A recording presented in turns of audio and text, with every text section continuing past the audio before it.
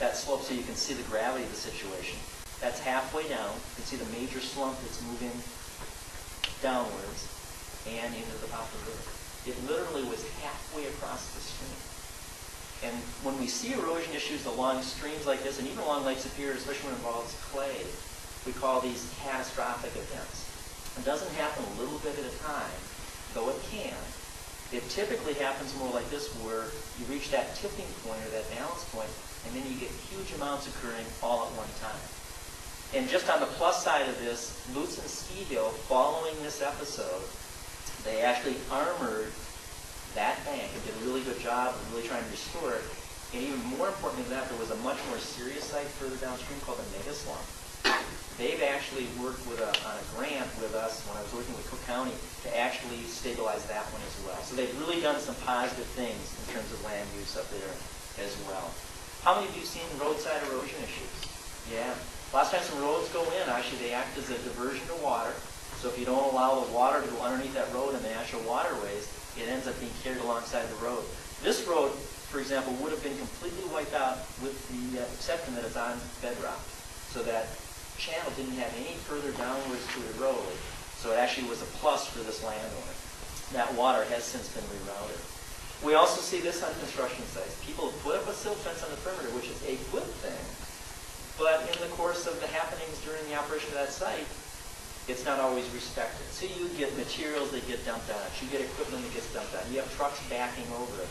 And once it's in that situation, obviously it isn't effective. So again, we see the full gamut. We've also seen streams rerouted. This one happens to be up along the Caribou Trail. And this one actually has since been stabilized in probably a pretty monumental effort with a lot of concrete.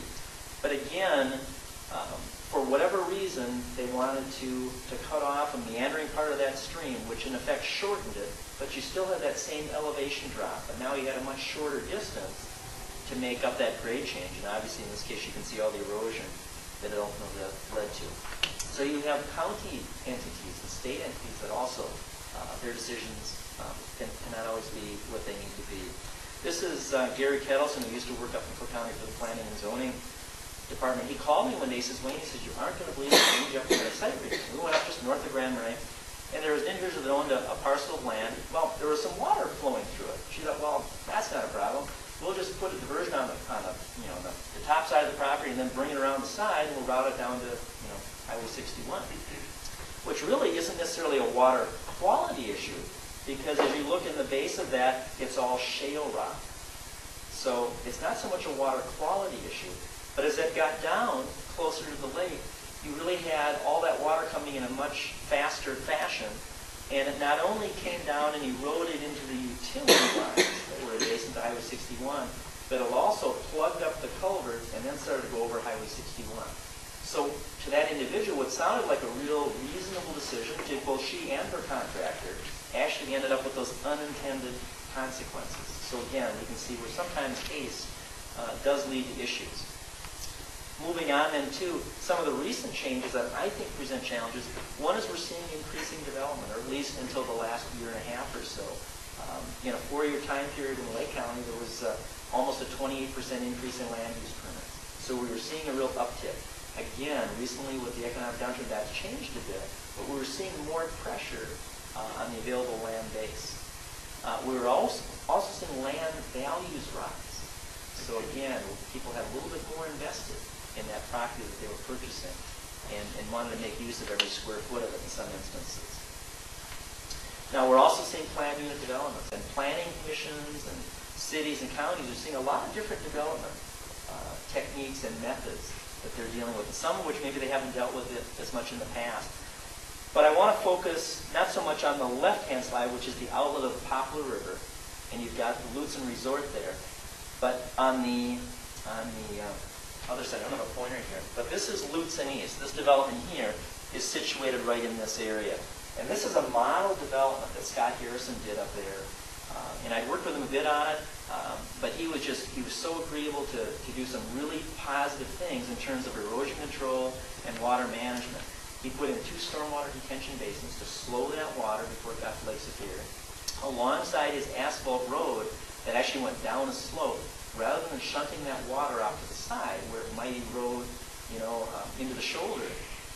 He actually did a little bit of a depressed asphalt flume that actually carries that water down.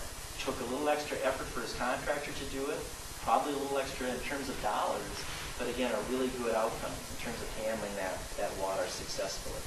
We also see some starter castles. This one happens to be in the Schroeder area. It's kind of fun when I'm really working in Lake, I can really show the Cook County examples, and then when I was up there, I could do it vice versa. Okay, thanks. Yeah, I'm sure Tim appreciates that from Cook County.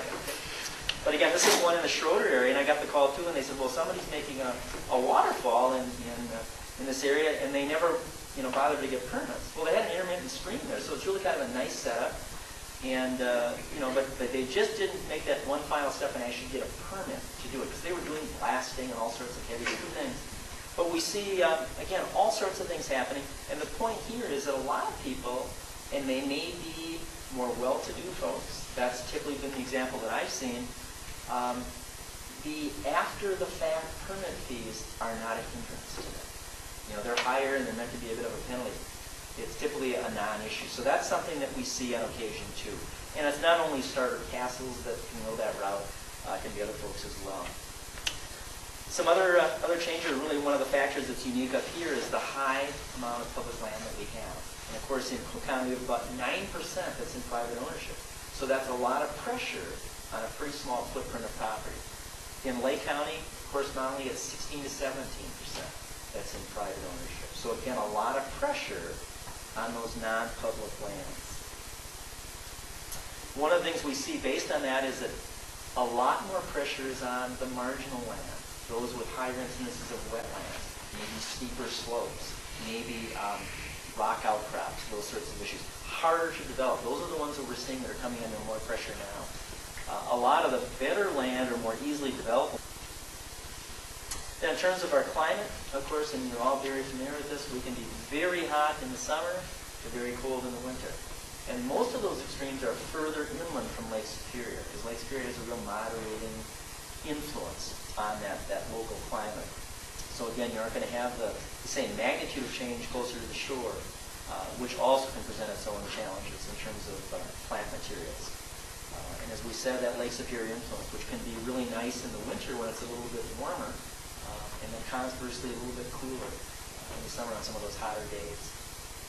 But then what this means to us as well, being in the latitude that we are a little bit further north, we have a very short growing season.